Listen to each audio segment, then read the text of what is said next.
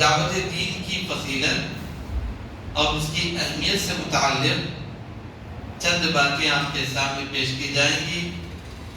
اللہ کہنے اور سننے والوں کو عمل کی توفیق عطا فرمائے، آمین۔ دراصل بات یہ ہے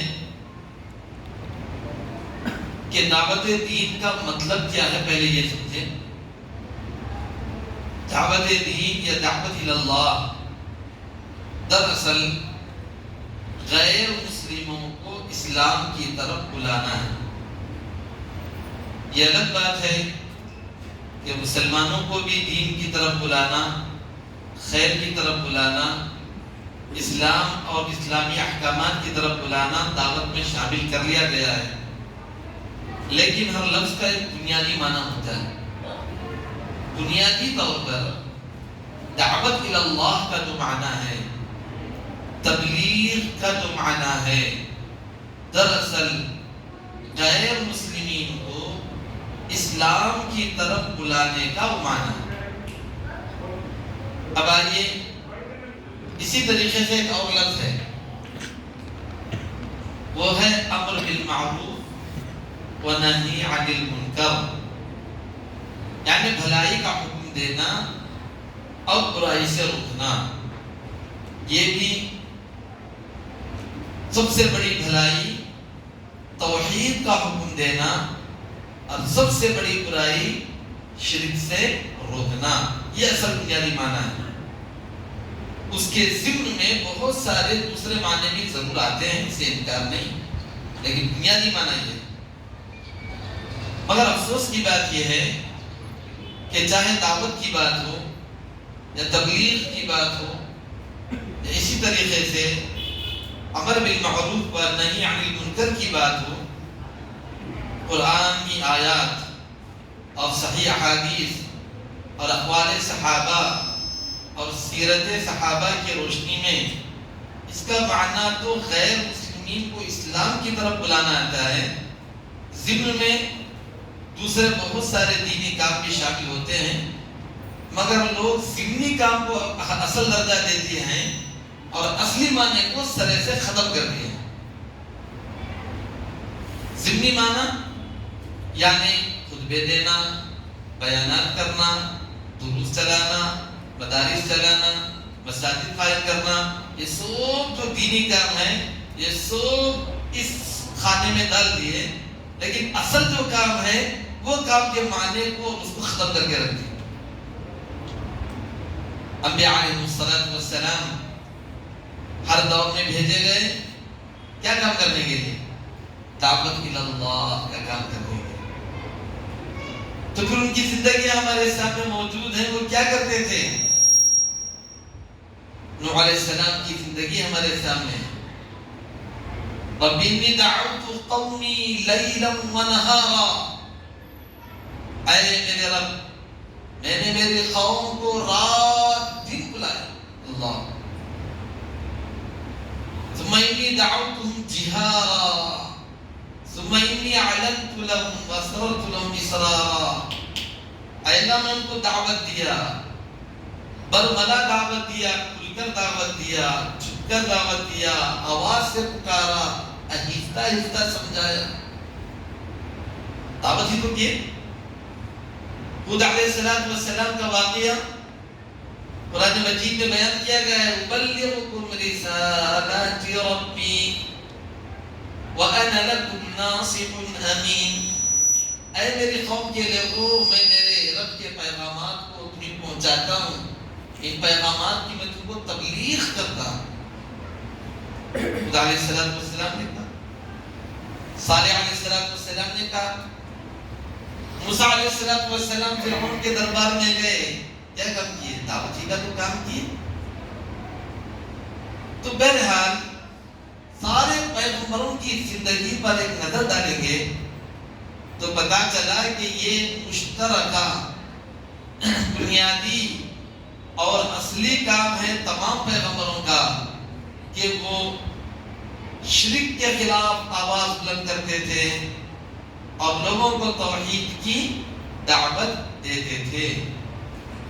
تو دعوت و تبلیغ کا اصل کام یہ غیر مسلم مسلموں کو بلانا ہے. جیسے نوح علیہ السلام نے وَقَالُوا لَا تَذَرُنَّ آلِهَتَكُمْ وَلَا تَذَرُنَّ وَدًّا وَلَا سُوَاعًا وَلَا يَغُوثَ وَيَعُوقَ وَالنَّسْرَ وَدْ سُعَاء يَغُوث يَعُوقَ نَسْرَ. ان بتوں کی پوجا کرنے والوں کو سمجھائے تو اللہ نے کہا یہ دعوت کا کام ہے. اللہ خدا علیہ السلام ان بتوں کے خلاف آواز اٹھائے. ان نقول الا اعتراك بعض آلهتنا بسوء قال انی اشهد اللہ واشهد انی بریء مما تشركون. لوگوں نے کہا کہ ہمارے معبودان کی تم کو کچھ نحوست لگ گئی ہے جس کی وجہ سے تم ایسے دیوانے ہو گئے ہو, پاگل ہو گئے. کہا کہ یہ تمام شرک سے بیزار. اللہ صالح علیہ السلام قوم کو دعوت دی اور کھل کر لوگوں کے سامنے توحید کی بات بتائے.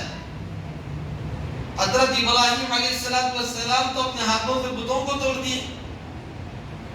موسیٰ علیہ السلام فرعون کے دربار میں اسلام کی تبلیغ کیے. یہ سارے پیغمبر آخر کیے گئے. لیکن آج جب دعوت کی بات کی جاتی ہے, جب تبلیغ کی بات کی جاتی ہے, جب امر بالمعروف و نہی عن المنکر کی بات کی جاتی ہے, تو لوگ غیر مسلمین میں دعوت یہ تصور ہی دماغ سے نکال دیتے ہیں. یہ سب سے بڑا المیہ ہے, سب سے بڑا دھوکہ ہے, اور پھر سب سے بڑی غلط فہمی ہے. اسلام کے مزاج اور اس کے اصول کو نہ سمجھنے کی ایک بہت بڑی جہالت ہے. اللہ رحم فرمائے. ایک دوسری بات میں آپ کو بتاتا ہوں, وہ ہے جناب محمد رسول اللہ صلی اللہ علیہ وسلم. آپ کی پوری سیرت کا مطالعہ کر کے دیکھ لیں. کبھی آپ مکہ کے گلی کوچوں میں قولوا لا الہ الا اللہ تفلحوا, اے لوگوں لا الہ الا اللہ پڑھ لو کامیاب ہو جاؤ گے, یہ نعرہ لگاتے ہوئے نظر آتے ہیں. اللہ پر یہ سنت ہے, سنت ہے. کبھی آپ صفا کی پہاڑی پر یا صباحا, یہ بہت بڑی خطرناک خبر لے کر میں آیا ہوں, جمع ہو جاؤ. ایک بہت بڑے میڈیا سے, اسٹیج سے آپ لوگوں کو للکارتے ہوئے نظر آتے ہیں. کبھی آپ ذوالمجاز کے بازار میں, ذوالمجنہ کے بازار میں اور بہت سارے بازاروں میں, عکاظ کے بازار میں لوگ اپنی اپنی بوریاں لگا رہے ہیں کاروبار کی, تو ایک جانب جناب محمد رسول اللہ صلی اللہ علیہ وسلم دین کی بوری لگا رہے ہیں, لا الہ الا اللہ کی دعوت دیتے جا رہے ہیں. اللہ یہ ہے سیرت رسول. اب یہی تو ملے گا. منیب الازدی فرماتے ہیں رأیت رسول اللہ صلی اللہ علیہ وسلم فی الجاہلیہ وهو یقول یا ایها الناس قولوا لا الہ الا اللہ تفلحوا. میں نے رسول اللہ صلی اللہ علیہ وسلم کو دیکھا زمانے جاہلیت میں کہ آپ بازار میں کھڑے بس یہی کہتے جا رہے ہیں, اے لوگو لا الہ الا اللہ پڑھ لو کامیاب ہو جاؤ گے. فَمِنْهُمْ مَنْ تَفَلَ وَجْهَ, کوئی محمد رسول اللہ صلی اللہ علیہ وسلم کے چہرے پر تھوک دیتا, مگر آپ گوارا نہیں کرتے, اسلام کی تبلیغ جاری رکھتے. وَمِنْهُمْ مَنْ حَسَى عَلَيْهِ التُّرَابَ, کوئی محمد صلی اللہ علیہ وسلم کے چہرے پر مٹی پھینک دیتا, لیکن آپ صلی اللہ علیہ وسلم اس سے الجھتے نہیں, اپنی دینی کاروائی کو جاری رکھتے. وَمِنْهُمْ مَنْ سَبَّ, کوئی آ کر آپ کو گالیاں دیتا, مگر پیارے نبی صلی اللہ علیہ وسلم اس کے گالیوں کی پرواہ کیے بغیر قولوا لا الہ الا اللہ کا نعرہ لگاتے جاتے. حتی انتصف النہار, یہاں تک کہ دن چڑھ جاتا. جو صبح کے فجر کی نماز کے بعد جاتے, ظہر تک اسلام کی دعوت دیتے ہوئے بازار میں کھڑے رہ جاتے. یہ سنتیں لوگ بھول گئے, یہ نبیوں کی سنت بھول گئے, یہ محمد رسول اللہ صلی اللہ علیہ وسلم کی یہ سنت بھول گئے. پیارے نبی صلی اللہ علیہ وسلم صحیح ترمذی میں آپ صلی اللہ علیہ وسلم مکہ کے گلی کوچوں اور بازاروں میں اور راستوں میں بس قولوا لا الہ الا اللہ کا نعرہ لگاتے ہوئے پیدل نکل جاتے، چلتے چلتے چلتے رہتے، اور پیچھے سے کبھی ابو جہل تو کبھی ابو لہب پتھر، نوکیلے پتھر لے لے کر مارتے، جس کی وجہ سے آپ کی دونوں ایڑیاں لہو لہان ہو جاتی۔ کبھی پلٹ کر پیارے نبی صلی اللہ علیہ وسلم کو جواب نہیں دیتے، اسلام کی تبلیغ کرتے ہوئے آگے بڑھتے نکل جاتے۔ یہ آپ صلی اللہ علیہ وسلم کی سنت ہے، یہ سب آپ صلی اللہ علیہ وسلم کی زندگی ہے، یہ سنتیں لوگوں کو یاد نہیں ہے۔ یہ کس کو دعوت دے رہے ہیں؟ آپ صلی اللہ علیہ وسلم یہی کافروں کو، مشرکوں کو، غیر مسلموں کو اسلام کی دعوت دیتے ہوئے نظر آتے ہیں۔ یا آپ صلی اللہ علیہ وسلم کی زندگی مالی حضر رسول، لوگ تعجب سے پوچھتے ہیں یا رسول کیا ہو گیا بھی آخر؟ یاکل الطعام ویمشی فی الاسواق، کہ کھانا کھایا کہ فوراً بازاروں میں چلا گیا۔ کیوں جاتے ہیں بازار میں؟ بازار میں اس لیے جاتے ہیں کہ لوگ بازاروں میں، راستوں میں، چوراہوں میں ملیں گے، ان کو اسلام کی دعوت دینے کے لیے محمد رسول اللہ صلی اللہ علیہ وسلم نکل جاتے۔ جبھی کوئی مجموعہ جمع ہوتا، چاہے کیسے بھی لوگ ہوں، آپ صلی اللہ علیہ وسلم بے خوف و خطر، یہ سب سے بڑی بات ہے، ذرا برابر بھی کسی کی ملامت کا اور کسی کے جان کا ڈر کیے بغیر بالکل مکمل ہمت اور حوصلے کے ساتھ کفار کے نرخوں میں پہنچ کر اسلام کی دعوت دیتے، یہ تھے داعی اصل۔ اللہ تعالیٰ قرآن مجید فرماتا ہے وَأَنَّهُ لَمَّا قَامَ عَبْدُ اللَّهِ يَدْعُوهُ كَادُوا يَكُونُونَ عَلَيْهِ لِبَدًا۔ وہ دیکھو محمد رسول اللہ صلی اللہ علیہ وسلم اللہ کے بندے، یہ آپ کی بات ہے کہ آپ صلی اللہ علیہ وسلم کفار کے نبضے میں کھڑے اسلام کی دعوت دے رہے ہیں، اور کفار گھر گھر کر آپ کو دیکھتے ہیں۔ یکادون یسطون بالذین یتلون علیہم آیاتنا، ہماری آیتیں پڑھ پڑھ کر جو لوگ سناتے ہیں ان کو یہ لوگ گھر گھر کر دیکھ رہے ہیں، قریب ہے کہ ان پر حملہ کر دیں، لیکن اللہ تعالیٰ بچانے والا ہے، واللہ یعصمک من الناس۔ یہ اصل محمد رسول اللہ صلی اللہ علیہ وسلم کی سنت ہے۔ یہ طائف کا واقعہ بہت زیادہ لوگ سناتے ہیں، لیکن ہے کیا واقعہ؟ واقعہ تو غیر مسلمین کو اسلام کی دعوت دینے اور جواب میں ان کے پتھر کھا کے صبر کرنے کا واقعہ ہے، جبکہ پتھر کا جواب پہاڑوں سے دیا جا سکتا تھا، مگر قربان جائیے محمد رسول اللہ صلی اللہ علیہ وسلم کے صبر پر اور آپ کی رحمت پر۔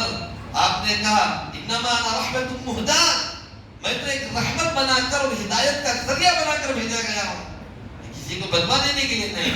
اللہم اہدی قومی، اللہم اغفر لی قومی فانہم لا یعلمون، اے اللہ میری قوم کی مغفرت کر دے، میری قوم کو ہدایت دے دے، وہ مجھے نہیں جانتے۔ یعنی نبی صلی اللہ علیہ وسلم اس حد تک دعوت کے لیے بے چین، دعوت کے لیے آپ صلی اللہ علیہ وسلم اس حد تک افسوسناک ہو جاتے، اس حد تک غمناک ہو جاتے، اس حد تک رنجیدہ ہو جاتے، غمزدہ ہو جاتے کہ اللہ تعالیٰ کو تسلی دینے پڑی۔ فَلَا تَذْهَبْ نَفْسُكَ عَلَيْهِمْ حَسَرَاتٍ، مارے غم کے کہیں آپ کی جان نکل نہ جائے کہ لوگ ایمان کیوں نہیں لاتے، لوگوں کو آخر کیا ہو گیا، کیوں میری بات نہیں مانتے، کیوں یہ حق کو نہیں لیتے، یہ دکھ آپ کو کھائے جا رہا ہے۔ اللہ تعالیٰ فرماتے ہیں لَعَلَّكَ بَاخِعٌ نَفْسَكَ عَلَىٰ آثَارِهِمْ لَمْ يُؤْمِنُوا بِهَٰذَا الْحَدِيثِ أَسَفًا، قریب ہے کہ آپ اپنی جان کو ہلاکت میں ڈال دیں گے ان لوگوں کی ایمان نہ لانے پر افسوس کرتے ہوئے افسوس کرتے ہوئے افسوس کرتے ہوئے۔ تو یہ آپ صلی اللہ علیہ وسلم کی سنت نہیں تو اور کیا ہے؟ آپ صلی اللہ علیہ وسلم کی پوری زندگی آپ دیکھیے، لوگ سمجھتے ہیں ہاں بھائی 13 سال مکہ میں تھے، دعوت کا کام کرے، مدینے میں گئے، بس جہادی جہاد کیے، نہیں۔ آپ صلی اللہ علیہ وسلم کسی کی ناحق جان لینے کے لیے دنیا میں نہیں بھیجے گئے، وہ تو رحمت للعالمین ہے۔ جتنی بھی جہادی مہم پر آپ صلی اللہ علیہ وسلم نے لوگوں کو بھیجا، وہ نہ کسی کی جان لینے نہیں بلکہ لوگوں کو اسلام کی دعوت دینے کے لیے اور راہ دعوت میں آنے والی رکاوٹوں کو دور کرنے کے لیے بھیجا۔ اس کے علاوہ اور کوئی مقصد، ہر ایک کے پیچھے یہی مقصد آپ کو نظر آئے۔ کسی نے اگر کہا کہ ہم اسلام جاننا چاہتے ہیں، 70 بڑے بڑے قاریوں اور حافظوں کو آپ سب کے حوالے کر دیے، جبکہ دھوکہ دے کر کو مار دیا گیا۔ آپ یہ بھی نہیں سوچتے کہ کیا کیا جائے گا، کیسا۔ اللہ، آپ صلی اللہ علیہ وسلم کے پاس بعض قبیلے کے وکل کے لوگ آئے، اگر کہے کہ ہم اسلام جاننا چاہتے ہیں، آپ پورا ان کے حوالے کر دیے۔ وہ ان کو مار کر وہاں کے جو مال غنیمت کی بکریاں تھی لے کر بھاگ گئے۔ آپ صلی اللہ علیہ وسلم اس کی بھی پرواہ نہیں کی۔ اس وقت کہاں کے بعد سنا رہا ہوں میں؟ مدینے کے مدینے۔ آپ صلی اللہ علیہ وسلم مسجد میں ہیں، مسجد نبوی میں۔ کبھی نجران کا وفد آیا تو آپ نے اسی مسجد میں ان عیسائیوں اور کرسچنوں کو مہمان بنایا اور وہاں رکایا، کھلایا، پلایا اور ان کو اسلام کی دعوت دی۔ پیارے نبی صلی اللہ علیہ وسلم کے قیدی جنگ میں پکڑے گئے، اللہ کے نبی صلی اللہ علیہ وسلم نے لا کر ان کو مسجد نبوی میں رکھا تاکہ مسلمانوں کے یہ سارے کام اور عبادت دیکھ کر اسلام میں شامل ہو جائے۔ اللہ، یمامہ کے بادشاہ سمامہ قید ہو کر آئے تو اللہ کے نبی صلی اللہ علیہ وسلم نے مسجد نبوی کے ستون سے ان کو باندھے رکھا اور اتنا اچھا ان کے ساتھ سلوک کیا۔ آپ پوچھتے تھے کہ اے یمام سمامہ کیا حال ہے؟ ان تقتل تقتل زیادہ وان تنعم تنعم علی شاکر۔ وہ آ کر کہتے تھے کہ اگر آپ جان میری لینا چاہتے تو لے لو، میں آپ لوگوں کے بہت سارے آپ کے ساتھیوں کو قتل کر چکا ہوں، لیکن اگر آپ مجھ پر احسان کریں گے تو میں احسان کا مطلب چکانے والا ہوں۔ میں بھی کوئی معمولی انسان ہوں، میں شاکر انسان ہوں۔ آپ سنتے مسکرا کے کہتے چلو اس ہمارے قیدی کو آج دودھ پلاؤ۔ اللہ، یہ اس نے سنو، یہ دعوت کا کام نے تو اور کیا ہے مدینے میں۔ آخر کار ایک دن آیا، آج وسلم نے پوچھا سمامہ کیا حال ہے؟ انہوں نے کوئی جملہ دہرایا بار بار، ان تقتل تقتل دادم وان تنعم تنعم علی شاکر وان انت تريد المال تعطى۔ اب یہ بھی بولے کہ چلو بھائی اگر آپ مال چاہتے ہیں تو جتنا چاہیے فدیہ بولو۔ اس وقت مسلمان غریب تھے، لاچار تھے، مجبور تھے، پہننے کے لیے کپڑے بھی صحیح سے میسر نہ تھے، لیکن تم جتنا مال چاہتے بولو، میری سلطنت کو لٹا دوں گا، مجھے آزاد کر دو۔ اللہ اکبر۔ آپ صلی اللہ علیہ وسلم نے ہاتھوں سے ان بندنوں کو پکڑ کر کہا ہم تم سے کچھ نہیں مانگتے، آپ آزاد ہیں، چلے گا۔ اتنا بڑا احسان تھا کہ سمامہ تو چلے گئے اپنے پیر لے کر، مگر ان کا دل مسجد نبوی میں اور محمد رسول اللہ صلی اللہ علیہ وسلم کے آغوش میں اٹکا ہوا۔ تھوڑا دور کیا گئے، غسل کیے اور الٹے پیر واپس آئے اور کہنے لگے اشہد ان لا الہ الا اللہ واشہد ان محمد رسول اللہ۔ دعوت کا کام نہیں ہو گیا۔ مدینے میں پوری محنت دعوت اللہ کے لیے کی گئی۔ یہ تو نتیجہ تھا۔ اللہ تعالیٰ اس مدنی صورت میں فرمایا اذا جاء نصر اللہ والفتح ورأيت الناس يدخلون في دين الله افواجا، فوج در فوج لوگ اسلام میں داخل ہونے لگے۔ یہ دعوت کا کام نے تو اور کیا کام ہوا کہ فوج در فوج لوگ اسلام میں آ گئے۔ اللہ کے نبی صلی اللہ علیہ وسلم مدینے میں گئے تو تمام بڑے بڑے بادشاہوں کے نام اسلامی دعوت کے خطوط لکھے، قل یا اہل الکتاب تعالوا الى کلمۃ سواء بیننا وبینکم اللہ نعبد الا اللہ ولا نشرک به شیئا۔ کیا اہل کتاب آ جاؤ، تمہارے درمیان ایک انصاف کی بات ہے، وہ یہ ہے کہ ہم اللہ کے علاوہ کسی کی عبادت نہ کریں۔ اس انصاف کی بات کو ماننے کے لیے تیار ہو جاؤ۔ آپ صلی اللہ علیہ وسلم کیسے دعوت دے رہے مدینہ میں، لیکن لوگ نہ مکی دعوت کو سمجھتے ہیں نہ مدنی دعوت کو سمجھتے ہیں۔ اصل دعوت کے کام کوئی سمجھنے کے لیے تیار نہیں۔ دعوت کا کام دراصل غیر مسلموں کو اسلام میں داخل کرنے کا کام ہے، ان کو اسلام میں لانے کا کام ہے، چاہے وہ بڑے سے بڑا سردار اور لیڈر ہو یا چھوٹے سے چھوٹا فقیر اور مسکین انسان کو نہ ہو۔ اللہ کی نظر میں دعوت کے لیے دونوں برابر ہیں۔ سب کو اسلام کی دعوت دی اللہ کے نبی صلی اللہ علیہ وسلم مدینہ طیبہ۔ تو ان واقعات سے پتہ چلا کہ دعوت اللہ اس کی فضیلت یہ ہے کہ یہ کام تمام پیغمبروں کی سنت ہے. دعوت اللہ محمد رسول اللہ صلی اللہ علیہ وسلم کی پوری زندگی کا خلاصہ ہے. آپ کی مکی سنت بھی ہے، مدنی سنت بھی ہے، اور آپ کی دائمی سنت ہے دعوت اللہ کا کام، یعنی غیر مسلمین کو اسلام کی طرف بلانے کا کام. اس لیے اللہ تعالیٰ نے فرمایا هذه سبیلی ادعو الی اللہ علی بصیرۃ انا ومن اتبعنی. آپ کہہ دیجئے یہ میرا راستہ ہے، یہ میرا راستہ ہے، یہ میرا راستہ ہے. کون سا راستہ؟ اسی کا خلاصہ بات پر آئے ہیں. کیا راستہ ہے وہ؟ اس کا خلاصہ ہذه سبیلی، یہ میرا راستہ ہے. کیا راستہ؟ ادعو الی اللہ، میرا راستہ یہ ہے کہ میں اللہ کی طرف بلاتا ہوں، یہ میرا راستہ ہے. لوگ پیارے نبی صلی اللہ علیہ وسلم کا راستہ اور آپ کا منہج نہیں بیچا. منہج اور منہج نبی کی بہت بات کرتے ہیں. دعوت کا کام چھوڑ کر آخر کون سے منہج نبی اور کون سے منہج صحابہ کی بات ہم کریں گے؟ ادعو الی اللہ، میں اللہ کی طرف دعوت دیتا ہوں. اور یہ کام کس کا کام ہے؟ انا ومن اتبعنی، یہ میرا کام ہے، یہ میرے صحابہ کا اور میری پیروی کرنے والوں کا کام ہے. اگر واقعی ہم کو چاہیے کہ محمد رسول اللہ کا منہج اپنائے، صحابہ کا منہج اپنائے، تو واقعی معنوں میں صحابہ جیسا دعوت کا کام کرنا چاہیے. صحابہ جیسا. صحابہ داعی ہیں، اصل میں داعی ہیں. کتنے کارنامے ان کے ہیں. اللہ اکبر اللہ اکبر اللہ. طفیل بن عمر دوسی مسلمان ہوئے، آپ صلی اللہ علیہ وسلم نے ان کو بھیجا جاؤ قبیلے دوس کے داعی بنو. گئے اور اس طرح الحمدللہ اسلام کی دعوت دیے. کوئی مسلمان نہیں ہوا. پھر واپس آئے، آپ صلی اللہ علیہ وسلم سے کہا کوئی مسلمان نہیں ہو رہا ہے. آپ ان کے حق میں دعا کیے، اللہم اہدی دوسا واہدنی بہم، اے اللہ قبیلے دوس کو ہدایت دے دے اور اے اللہ ان سب کو میری خدمت میں تو پہنچا دے.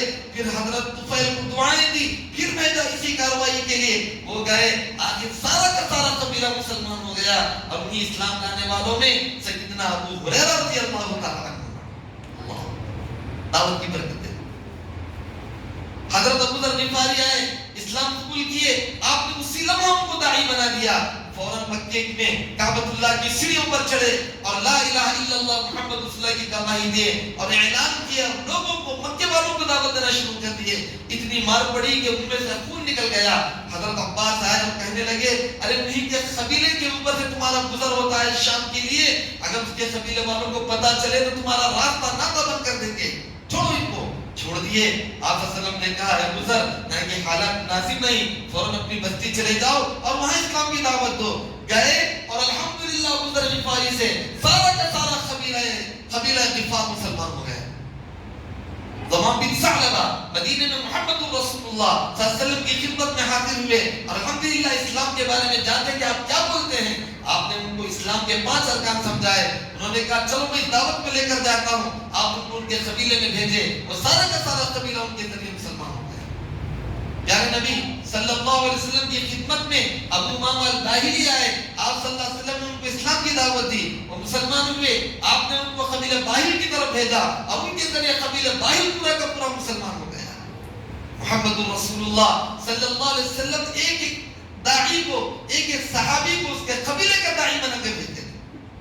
آپ صلی اللہ علیہ وسلم نے حضرت معاذ بن جبل اور ابو موسیٰ اشعری کو یمن کی طرف بھیجا اور کہا انک تأتی قوما من اہل کتاب فاول ما تدعوهم الیہ شہادۃ ان لا الہ الا اللہ فلیکن اول ما تدعوهم الیہ شہادۃ ان لا الہ الا اللہ. کہ دیکھو تم اہل کتاب کے پاس جا رہے ہو، سب سے پہلے تم لا الہ الا اللہ کی دعوت دینا. معاذ بن جبل داعی، ابو موسیٰ اشعری داعی. عبد قیس آیا، پیارے نبی صلی اللہ علیہ وسلم کو چند بنیادی باتیں بتائے. اس کے بعد کہا کہ دیکھو یہ باتیں کرنے کی ہیں، یہ باتیں نہ کرنے کی ہیں، لیکن اب یہاں سے جاؤ تو وَتُخْبِرُهُمْ مِمَّنْ وَرَاءَكُمْ، کہ یہ باتیں تمہارے پیچھے جن لوگوں کو چھوڑ کر آنے ہو ان تک ان باتوں کو لے جا کر پہنچانا. چنانچہ وہ گئے اور قبیلے عبد قیس گئے اور وہاں کے سارے لوگوں کو اسلام کی دعوت دینے لگے. ایک شخص پیارے نبی صلی اللہ علیہ وسلم کے پاس آیا. آپ صلی اللہ علیہ وسلم اس کو اسلام کی دعوت دیے. اس نے کہا میں اس کو اسلام قبول کروں گا جبکہ آپ مجھے ایک وادی بھر کر بکریاں دیں گے. آپ نے کہا چل تیری مرضی، ایک وادی بھر کے بکریاں لے لے، لیکن تو اسلام میں آ جا اور تیرے قبیلے میں اسلام کی دعوت پہنچا. چنانچہ وہ غریب نکلا تھا، مدینے گیا اور پیارے نبی صلی اللہ علیہ وسلم سے ایک وادی بکریوں کا ریوڑ لے کر اپنی بستی گیا. لوگ پوچھنے لگے ارے تو غریب تھا, مسکین تھا, کہاں سے اتنی ساری بکریاں لے کر آیا؟ اس نے کہا سب باتیں بعد میں, یا قوم اسلموا فإن محمدا يعطي عطاء من لا يخشى الفقر. اے میری قوم کے لوگوں, پہلے تم مسلمان ہو جاؤ, بعد میں بتائیں گے کیا کیا ہوگا. وہ جا کر اپنی قوم میں اسلام کی دعوت دینے لگا. ایسا ایک واقعہ نہیں, 10 یوں واقعے بڑے بڑے ہیں سیرت میں, قرآن میں, حدیث میں, جس سے پتا چلا کہ صحابہ کرام حقیقت میں اسلام کے داعی, اسلام کے داعی. اور جب ان کے ہاتھ میں ہتھیار اور تلوار آئی, جب ان کے ہاتھ میں حکومت آئی, انہوں نے خلافت کو سنبھالا, انہوں نے اسلام کی مملکتوں کو پھیلایا, تب بھی ان کا مقصد اسلام کی دعوت. رستم کے دربار میں ربعی بن عامر گئے اور انہوں نے ان کے سامنے کیا کہا, ان اللہ تعالیٰ لیخرج من شاء لعبادت من عبادت العباد الى عبادت رب العباد. یہ اللہ نے ہم کو بھیجا ہے, اس لیے بھیجا ہے کہ ہم بندوں کی غلامی اور پوجا سے نکال کر اللہ کی عبادت کی طرف بندوں کو لے کر آئے. ومن جور الادیان الى عدل الاسلام, مذاہب کے ظلم سے لوگوں کو نکال کر اسلام کے انصاف کی طرف لے کر آئے ہیں. یہ ربعی بن عامر نے تقریر کی. رسول نے کہا ٹھیک ہے, ارأیتم لو دخلنا فی دینکم اترجعون عن بلادنا. ایک بات بولو, اگر ہم سب کے سب مسلمان ہو جائیں, تمہارے دل میں داخل ہو جائیں, تب بھی تم ہمارے سے کرسی کا جھگڑا لے کر بیٹھو گے اور بس چلے جاؤ گے؟ انہوں نے کہا کلا ثم نخرب بلادکم, اللہ کی قسم ہرگز ہم تمہاری بستی کو دوبارہ نہیں آئیں گے اگر تم مسلمان ہو جاؤ گے. تو یہ حکومت تم ہی لوگ سنبھالو, ہم تو بس اسلام کی دعوت دینے کے لیے آئے ہیں. تو دراصل بنیادی مقصد اسلام کا پیغام پہنچانا, اسلام کی دعوت دینا تھا. اسی طریقے سے عقبہ بن عامر فرماتے ہیں, جب انہوں نے اسلام کی فتوحات کا جھنڈا لیتے ہوئے آگے بڑھے, یہاں تک کہ سمندر حائل ہو گیا ان کے سامنے, وہ کہنے لگے اللهم لو اعلم ان وراء هذا البحر بلدا يعبد دونك لقصت اليه. اے اللہ, اگر مجھے پتا ہو جائے کہ سمندر پار بھی کوئی بستی ہے جہاں تیرے علاوہ دوسرے کی پوجا ہوتی ہے, تو میرے لیے سمندر رکاوٹ نہیں بنے گا, اس میں بھی میں کود جاؤں گا اور اس بستی تک پہنچ کر اسلام کا پیغام توحید پہنچاؤں گا. ایسا جذبہ تھا صحابہ کرام کی طرف. چنانچہ اسی کا خلاصہ علامہ اقبال رحمۃ اللہ علیہ نشاط میں کہتے ہیں, محفلے قوم مقام سحر و شام پھرے, میں توحید کو لے کر صفت جام پھرے, کوہ میں دشت میں لے کر تیرا پیغام پھرے, اور معلوم ہے تجھ کو کبھی ناکام پھرے. دشت تو دشت ہے, دریا بھی نہ چھوڑے ہم نے, بحر ظلمات میں دوڑا دیے گھوڑے ہم نے. آخر کس کے لیے؟ میں توحید کو لے کر صفت جام پھرے. جیسے ایک پیالہ منہ کے پاس لے جا کر پلایا جاتا ہے, ایسے ہم توحید کا پیالہ لے کر ایک کافر کے پاس پہنچ کر اس کو اسلام کی دعوت دینے لگے. یہ صحابہ کا طریقہ ہے, یہ صحابہ کا منہج ہے, یہ اہل حدیث کا مسلک ہے. چنانچہ اگر واقعی معنوں میں ہم چاہتے ہیں کہ منہج سلف کو اپنائیں, کتاب سنت کو اپنائیں, اللہ کے نبی صلی اللہ علیہ وسلم اور صحابہ کے منہج کو اپنائیں, ادعو الی اللہ علی بصیرۃ انا ومن اتبعنی. یہ کام میں کرتا ہوں, یہ کام میرے صحابہ کرتے ہیں, اور قیامت تک آنے والے میرے پیروکار اور میری پیروی کرنے والے یہ کام کریں گے انشاءاللہ. اب یہ تو دعوت کی اہمیت اور فضیلت کے بارے میں چند باتیں میں آپ کو بتایا ہوں, لیکن بہت ساری باتیں ہیں, بڑا تفصیلی یہ موضوع ہے. آج کے دور میں, آج کے ان حالات میں, ہنگامی حالات میں جو پریشانیاں, جو مصیبتیں, جو بیماریاں, جو زلزلے, جو طوفان, جو آفتیں مسلمان اور غیر مسلم سب پر آ رہے ہیں, اور نت نئے ظالمان قوانین بنائے جا رہے ہیں. مسلمانوں کے وجود کا مسئلہ, ان کے رہنے کا مسئلہ, ان کی قومیت کا مسئلہ, ان کے تشخص کا مسئلہ بن رہا ہے. یہ نعرے لگانے سے, یہ ہنگامے کرنے سے کوئی فائدہ نہیں. اصل جو کام کرنا ہے وہ یہی ہے کہ ہم جس طریقے سے پورے حوصلے اور ہمت کے ساتھ دھرنے کرنے کے لیے نکل جاتے ہیں, اسٹرائک کرنے کے لیے نکل جاتے ہیں, نعرے مارنے کے لیے نکل جاتے ہیں, جلوس نکالنے کے لیے نکل جاتے ہیں, لیکن کتنے افسوس کی بات ہے کبھی دعوت کے لیے ایسے حوصلے کے ساتھ نہیں نکلتے. یہاں حوصلہ ہے, ہمت ہے, سی اور NRC کے لیے اپنی جانیں قربان کر دیتے ہیں, لیکن اسلام کی دعوت کے لیے نہیں. وہ کہاں کی بزدلی اور وہ کہاں کی یہ شیطانی خوف ہمارے دلوں میں آ جاتا ہے. اللہ بہتر ہے. نعوذ باللہ. جب اتنی ہمت ہے مسلمانوں کے پاس، اتنا حوصلہ ہے، تو یہ حوصلہ دعوت کے لیے لگائیں، پھر دیکھو پورے ہندوستان میں، پوری دنیا کی حالت بدل جائے گی۔ آج ہی کام کرنا ہے، اگر یہ کام نہیں کریں گے یاد رکھو غیر مسلم تو تباہ ہوں گے، ان کے ساتھ مسلمان بھی تباہ ہوں گے۔ یہ جو بیماریاں آ رہے ہیں وہ اسی لیے آ رہی ہیں کہ اللہ رب العالمین کے اس پیغام توحید کو اللہ کے بندے چھوڑ دیے، اسی لیے آتی ہیں۔ نت نئے بیماریاں آئیں گے، بڑے بڑے عذاب آئیں گے اگر دعوت کا کام نہ کریں، معمولی بات نہیں۔ ایک بات بتاتا ہوں، صحیح واقعہ ہے، صحیح حدیث ہے، استاد احمد کی، حضرت یحییٰ علیہ السلام کو اللہ رب العالمین نے، یحییٰ علیہ السلام کو اللہ رب العالمین نے پیغام دیا کہ 5 باتیں ہیں، بیت المقدس میں جاؤ اور سارے بنی اسرائیل کو جمع کرو اور ان کو بتاؤ۔ کتنی باتیں؟ 5 باتیں، اور ان میں سب سے پہلی بات توحید کی بات ہے۔ فابطأ یحییٰ، لیکن یحییٰ علیہ السلام یہ تبلیغ کا اور دعوت کا کام کرنے میں تھوڑی تاخیر کر دی۔ اتنے میں اللہ رب العالمین نے یہی 5 باتیں عیسیٰ علیہ السلام کو دے کر بھیجا، کہا کہ اے عیسیٰ تم جاؤ، جا کر بتاؤ۔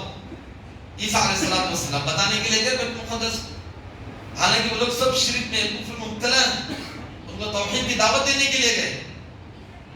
راستے میں یحییٰ علیہ السلام سے ملاقات ہوئی، یحییٰ علیہ السلام سے مل کر عیسیٰ علیہ السلام نے کہا 5 باتیں تھیں، اللہ نے تم کو بتانے کے لیے کہا لیکن تم تاخیر کیے، اب وہ 5 باتیں بتانے کے لیے اللہ تعالیٰ مجھے حکم دیا، میں بتانے جا رہا ہوں۔ یحییٰ علیہ السلام نے کہا کتنا خطرناک جملہ ہے، سنو، کہنے والے کوئی معمولی انسان نہیں، اللہ کے وہ پیغمبر ہیں جن کا نام اللہ نے رکھا، یا زکریا انا نبشرک بغلام اسمہ یحییٰ، ہم ان کا نام یحییٰ رکھ رہے ہیں، اللہ نے ان کی خوشخبری دی ہے، اور ان کے بارے میں کہا ہے وَسَلَامٌ عَلَيْهِ يَوْمَ وُلِدَ وَيَوْمَ يَمُوتُ وَيَوْمَ يُبْعَثُ حَيًّا، زندگی میں بھی ان پر سلامتی، مرنے کے بعد بھی ان پر سلامتی، مٹنے کے بعد بھی ان پر سلامتی۔ یہ یحییٰ ہے، وَسَيِّدًا وَحَصُورًا وَنَبِيًّا مِنَ الصَّالِحِينَ، وہ سردار ہیں، وہ دنیا سے لگاؤ رکھنے والے نہیں ہیں، قطع تعلق رکھنے والے، بس اللہ کے لیے وقف ہو جانے والے یحییٰ ہیں۔ لیکن پھر بھی وہ کیا کہتے ہیں؟ کہتے ہیں یا اخی، اے میرے بھائی، ان سبقتنی، کہ یہ 5 باتیں بتانے کی مجھے ذمہ داری ہے، اگر میرے سے تم آگے بڑھ کر تم بتا دو گے، اخشا ان اعذب، مجھے ڈر ہے کہ اللہ کا عذاب میرے اوپر آ جائے، مجھے ڈر ہے کہ مجھ پر اللہ کا عذاب آئے گا، اور یخسف بی، یا مجھے ڈر ہے کہ یہ زمین پھٹ جائے گی اور یحییٰ زمین میں دفن ہو جائے گی۔ اتنی خطرناک بات ہے، دعوت کا کام نہیں کرنا، اس لیے نہیں، میں بتاتا ہوں۔ فوراً چھوڑے اور بھاگے اور گئے، اور یہ 5 باتیں، جس میں سب سے پہلی بات توحید کی بات تھی، وہ جا کر بیت المقدس میں سارے بنی اسرائیل کو جمع کر کے بتایا۔ دعوت کا کام چھوڑنے پر انبیاء کانپتے تھے، انبیاء کانپتے تھے۔ کافروں نے جب محمد رسول اللہ صلی اللہ علیہ وسلم سے کہا کہ آپ دعوت بول کر یہ تو قرآن پیش کرتے ہیں، یہ ہم کو ہضم نہیں ہوتا۔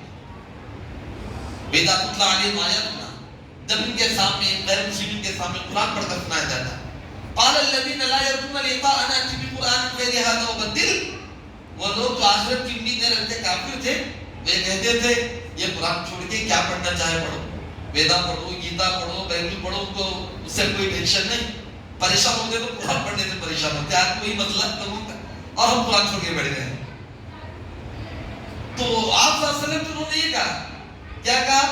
اتنا بھی قرآن غیر هذا وبدل، یہ قرآن چھوڑ کر اس کے علاوہ کوئی دوسری کتابیں تو لا کر پڑھو، یا کم سے کم اس میں کچھ چینج تو کرو۔ کیا زبردست خطرناک آیتیں ہیں، ہم کو ہلا کر ہی ہیں، کوئی دوسری کتاب لائی۔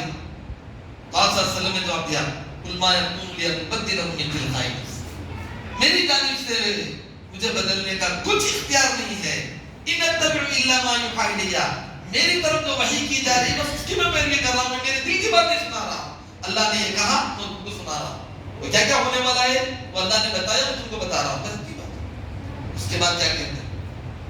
اس کے بعد کیا کہتے ہیں؟ انی اخاف ان عصیت ربی عذاب یوم عظیم، آپ صلی اللہ علیہ وسلم فرماتے ہیں مجھے ڈر ہے کہ اگر میں یہ قرآن کا پیغام نہ پہنچاؤں تم تک، تمہاری باتوں میں آ کر میں دعوت کا کام چھوڑ دوں، مجھے ڈر ہے کہ میرے اوپر اللہ کا عذاب آ جائے۔ اللہ محمد رسول اللہ صلی اللہ علیہ وسلم کہہ رہے ہیں، تو یہ کوئی معمولی بات نہیں، انتہائی خطرناک بات ہے۔ اس لیے ہم کو چاہیے کہ دعوت کا کام کریں۔ یہ دور میں بہت بڑی اہمیت ہے اس کی، اور یہ سارے مسائل کا واحد حل یہی ہے۔ آپ کتنا بھی تقریر کر لیں، کانفرنس رکھ لیں، بڑے بڑے اجتماع چلا لیں، پروگرام چلا لیں، مسائل کے حل کے لیے نہیں، ایک ہی حل ہے، وہ ہے دعوت اللہ۔ اسی سے ساری امت کے مسائل کا بھی حل ہے، اور اسی سے امت مسلمہ کی نجات ہے ہر قسم کے عذاب سے، اسی میں ان کی کامیابی ہے، اسی میں دشمنان اسلام کی ہلاکت ہے۔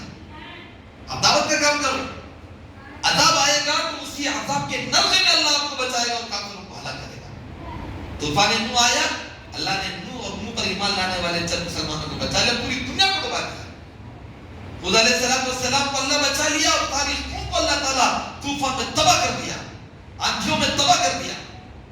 اللہ رب العالمین نے چیخ کے ذریعے ثمود کو تباہ کیا، لیکن وہی صالح علیہ السلام نے ان کو سنائی نہیں دیا۔ اللہ دعوت کا کام ہے۔ اور پھر جب سمندر سے گزرے، موسیٰ اور موسیٰ کی قوم تو فرعون کو دعوت دے کے وقت بھاگ رہی تھی، موسیٰ علیہ السلام پار ہوئے، اسی سمندر میں فرعون اور آل فرعون کو اللہ تعالیٰ ڈبا دیا۔ دعوت کا کام وہ کام ہے کہ اسی جگہ اللہ کا جب عذاب آئے گا تو داعی اور دعوت کا کام کرنے والے مسلمان بچیں گے، اور اسی جگہ جو دعوت کا انکار کرنے والے ان کو اللہ تعالیٰ تباہ کر دے گا، نہیں بچیں گے۔ یہ جو بچے ہیں، یہ جو دل دلاتے ہیں، یہ مسلمانوں کے خلاف سازشیں رچاتے ہیں، مسلمانوں پر انگلیاں کے حملے کرتے ہیں، یہ سب مسلمانوں کے کرتوت ہیں کہ انہوں نے دعوت کا کام چھوڑا، اللہ تعالیٰ ان کو ان کے خلاف مسلط کر دیا۔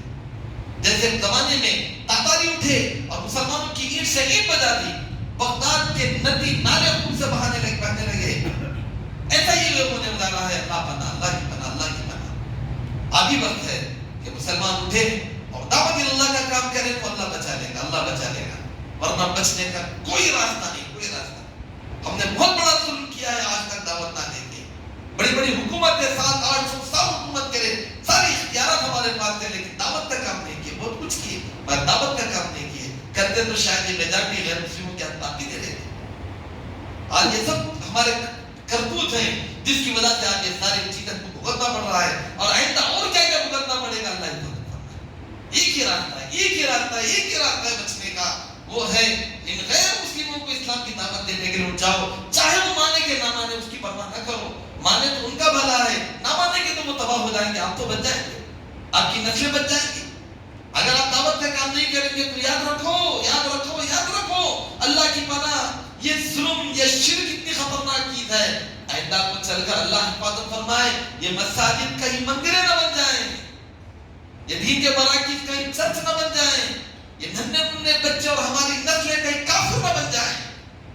اتنی خطرناک سازشیں، اتنی خطرناک پلان اور اتنے خطرناک باتیں چل رہی ہیں، اللہ ہی مدد کرے۔ اور ایسا ہوا نہیں، اور ایسا ہوا نہیں، کیا نہیں ہوا اندلس میں؟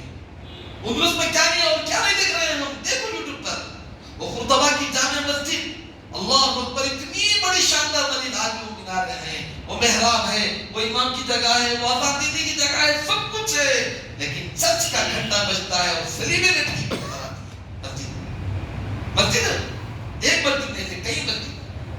مسلمانوں کی نسلیں جن کے باپ دادا وقت کے امام تھے، وقت کے عالم تھے، وقت کے محدث تھے، وقت کے مفسر تھے، فقیہ تھے، مجتہد تھے، آج ان کی نسلیں کرسچن بنی ہوئی ہیں۔ ایسے کئی آبادیاں اور کئی بستیاں ہیں، دعوت کا کام چھوڑیں گے، یاد رکھو یہ نسلیں تباہ ہو جائیں گی۔ اور میں آپ کو ایک باتیں بتاتا ہوں، حقیقت ہے، کیا کسی نے کبھی سوچا، کیا کبھی کوئی سوچ سکتا ہے کعبۃ اللہ جیسی مسجد میں جو اللہ کی عبادت کے لیے جو گھر بنا گیا، وہاں کبھی 360 مورتیاں آ سکتی ہیں؟